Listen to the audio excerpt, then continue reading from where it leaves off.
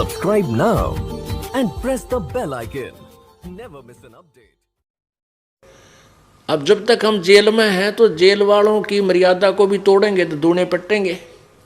हमने यहाँ जेल की भी मर्यादा तोड़ रखी।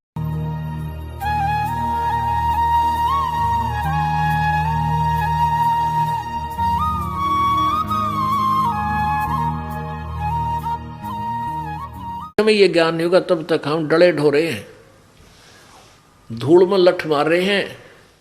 कहते हैं एक हाथी की पैड़ में सब जीवों की पैड़, सार शब्द जाने वे नाया दुनिया मारे खेड़। खेड़ देसी भाषा यहाँ हरियाणा की। खेड़ खेड़ मारा टक्कर टकरा, कोई नून भाज रहा है बोझड़ा में का, कोई नून टक्कर मार रहा है, कोई इधर भाग रहा है, इधर रास्ता मिलेगा, कोई इधर भाग रहा है, क्योंकि सब यहाँ कैद में है, इसे निकलने के लिए प्रयत्न कर रहे हैं। लेकिन नो दोबारा का टक्कर मारने से जेल से बाहर थोड़े हो सकते। वो तो उसका प्रॉपर वे अपनाओ, कोई बढ़िया वकील करो और अपना केस लड़ो। कहते हैं कर ले गुरु वकील मुकदमा भारी है, ये कर ले गुरु वकील मुकदमा भारी है।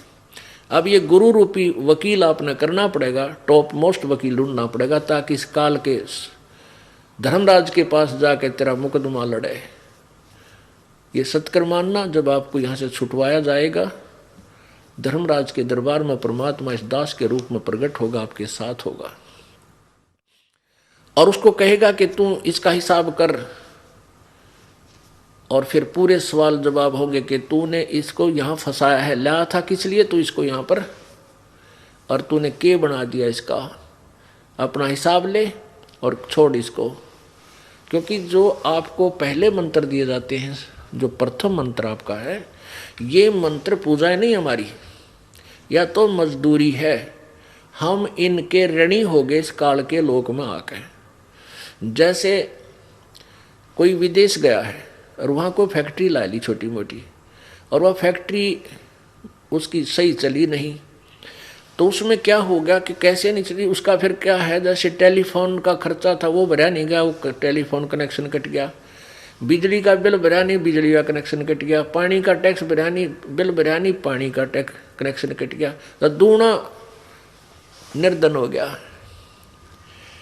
आप सतलोक से आए थे और यहाँ आके फैक्ट्री ला ली, इस काल के लोक में घरबारी बन बैठे, और यहाँ आपके कोई सा काम ठीक नहीं चल रहा। जो पुण्य थे इतने खत्म हुए, अब पापों का दौर शुरू हो गया। तो परमात्मा ने इस दास को भेजा कि ये दास आपको उपदेश देगा। आपसे पहले वचन करा लेता है कि ये नियम निभावेगा तो मैं तुझे नाम दूंगा, तेरा ठेके, तेरा जो है गारंटर बनूंगा, और ये नियम तोड़ देगा तो मैं तेरा गारंटर नहीं रहूंगा। अब जैसे एक गारंटर होता है जो कहते हैं भाई इसने मेरी गारंटी ले रखी है, तो ये दास, ये परमात्मा, ये दास आपका गारंटर बनेगा ब्रह्मा विष्णु महेश के पास जाकर सूक्ष्म रूप से, और कहेगा कि इस आदमी को, इस व्यक्ति को, इस आत्मा को ये सभी सुविधाएं जारी कर, और तेरा जो टैक्स है, किराया है, ये भरता रहेगा, और गारंटी हम लेते हैं, ये नहीं बढ़ेगा तो हम जिम्मेवार होंगे। तो कहने का भाव यह है कि आपको प्रथम मंत्र दिया जाता है तो आप इसकी मजदूरी शुरू करो, इसकी मेहनत करो, जाप शुरू करो। तो ये ब्रह्मा विष्णु महेश के पास आपकी या कमाई जाएगी, और वो आपको सुविधाएं शुरू कर देंगे यहाँ की, क्योंकि इसमें सबसे पहले उस पूर्ण परमात्मा का मंत्र है, वो पूजा है, बाकी मजदूरी है। तो ऐसे इन सब की ना जाने कितने युगों से आप इस काल के ऋणी हो, उस सब ऋण से मुक्त होना पड़ेगा। ये ब्रह्मा विष्णु महेश गणेश दुर्गा हमारे शरीर के अंदर बने हुए कमल में, रीढ़ की हड्डी बैकबोन के अंदर की साइड में एक आंतड़ी सी बनी है, निशान से है मामूली से, जैसे कमल के पत्ते हों, ऐसे जैसे पिक्चर सी बन जाती है, तस्वीर बना देते हैं कमल के पत्ते की, फूल की छोटी सी, बहुत छोटे पत्तों की, ऐसे आंतड़ी सी बनी हो, चिपकी पड़ी है ऐसे। और इस भक्ति करने से, ये मंत्र के जाप करने से वो क्या होगा, धीरे धीरे वो फूलनी शुरू हो जाएंगी अंदर से। वो जैसे ब्लेडर देखा होगा आपने, ये बच्चे गेंद खेला करें ऐसे होया करे, वह पतली सी चप्पल सी, और उसमें हवा भरने लगे तो फूल का नो इतना मोटी गेंद बन जाती है। ऐसे ही ये चिपकी पड़ी है, खाली हो आप, आपके अंदर भक्ति नहीं रही। इसलिए बिरान माटी और किसी के पास कुछ को ना, किसी की टांग कट गई, किसी की आंख फूट गई, किसी का कुछ हो रहा है, कोई टेंशन। तो ये दुख क्यों है? क्योंकि पाप से दुख है। और पुण्य बढ़ेंगे तो दुख दूर हो जाएंगे, पाप खत्म हो जाएंगे। पाप खत्म होंगे, पुण्य बढ़ेंगे, सुख हो जाएगा। तो वो फिर कमल हमारे अंदर से, वो भक्ति की शक्ति उसमें जमा डिपॉजिट होने लग जाएगी। और वो कमल उस समय खिलेंगे, खुल जाएंगे आपके, जब आप ऋण मुक्त हो चुके होंगे। जब आप यहां से चलोगे सतलोक में, सच्चे लोक को जाओगे, अपने सच्चे साहब के पास चलोगे, तो आपने सीध, कई मिसगाइड करते हैं संत कि हम तो सीधे तिरकुटी में जाते हैं। अरे तेरा गजब हो, तिरकुटी, तिरकुटी क्या है? तिरकुटी तो समझ लो इंटरनेशनल एयरपोर्ट है, यानी अंतर्राष्ट्रीय हवाई अड्डा, जहां से सब जिस देश को जाना चाहता है उसकी टिकट, उसका पासपोर्ट और वहां तक का किराया पहले पूरा, और उस देश का नो ड्यू सर्टिफिकेट पहले ले लेना होता है, तब वह पहुंचेगा, क्या नाम है, एयरपोर्ट पे। ना कोई ना जान दी एयरपोर्ट पे। तो ये तिरकुटी तो इंटरनेशनल एयरपोर्ट है, वहां जाने के बाद कोई परिवर्तन नहीं। उस वहां तो जहां भी वो कौन जाएगा, जो यहां से पूरे कागज पूरे करके गया होगा और ओरिजिनल जिसके पास पासपोर्ट होगा। यानी डुप्लीकेट नाम देने वाले संतों से भी वहां नहीं जाया जाता।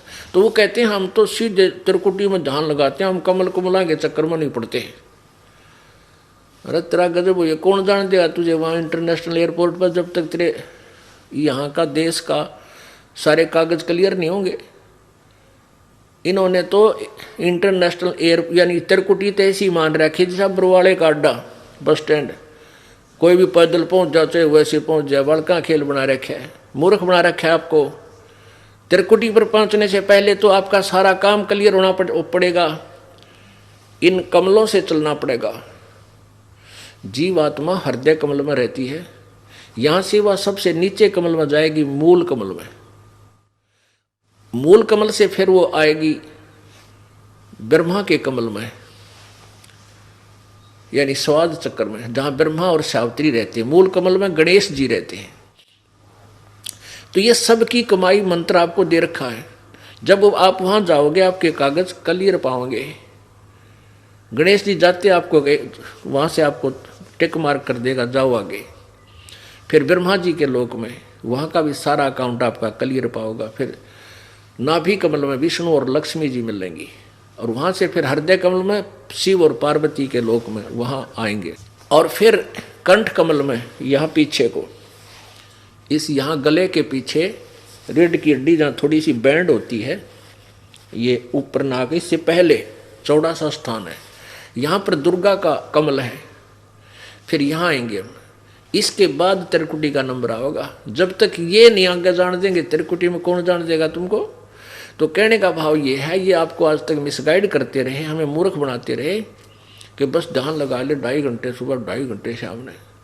कहते झूठा ज्ञान, तुम ध्यान कहाँ लाओ, ये बाद विदा चतुराई। तुम तो ये चतुरता दिखा रहे हो, मूर्ख बना रहे हो भोली आत्माओं को। जो तुम्हारा ज्ञान यूजलेस है, झूठा है, ध्यान कितना हो तुम इसमें। और वो परमात्मा तो अंड और पिंड के पार स्वदेश हमारा है। ये अंड कहो, ब्रह्मांड कहो, चाहे इसको पिंड कहो, क्योंकि एक ब्रह्मांड की आकृति एक अंडे जैसी है। इसको अंड भी बोलते हैं, इसको ब्रह्मांड भी कहते हैं। और इस एक ब्रह्मांड के अंदर जो भी कुछ है, इस शरीर के अंदर विद्यमान है। जैसे इन चैनलों में मूल कमल एक चैनल समझो, स्वाद चक्र एक चैनल समझो, नाभि कमल भी एक चैनल समझो। ये 5, 6, 7 चैनल हमारे लगे हुए हैं। तो जिस भी चैनल में आप झांकोगे, यानी आपका जौन सा भी कमल खुल गया, आप उसके अंदर दृष्टि जाएगी आपकी, तो इस ब्रह्मांड में उस चैनल के ऊपर यानी उस कमल के अंदर जो भी दृष्टिगोचर होगा वो आप देख सकते हो। तो इस ब्रह्मांड के अंदर जो भी है वो शरीर में देखा जा सकता है। एक ब्रह्मांड के पार की वस्तु इस शरीर में नहीं देखी जा सकती। जैसे इसमें धुन सुनते हैं, कान बंद करके आंख बंद करके ऐसे बज रही है, बंसुरी बज रही है, बाजे बज रही, ये तो इस पिंड के अंदर इस उरले साजबाज में काल के लोक में झूठे बाजे बज रहे हैं। कोई है रे परले पार का जो भेद कहे झनकार का, कोई है रे परले पार का जो भेद कहे झनकार का। अब परमात्मा कहते हैं कोई है उस परले पार का, सतलोक का, जो भेद कहे उस झनकार का, यानी सतलोक में हो रही उस अखंड धुन, उस अखंड नाद का, उस धुन का कोई भेद बताओ हमने, आओ सामने। कोई है रे परले पार का, परले पार का यानी सतलो अंड और पिंड से पार स्वदेश हमारा है, करने नो दीदार मैल में प्यारा है। इस शब्द में पूरा जो वर्णन किया है वो ये बताया है कि ये सारी झूठी रचना काल ने एक ब्रह्मलोक में दुर्गा से करवा रखी है इस जीव को धोखा देने के लिए।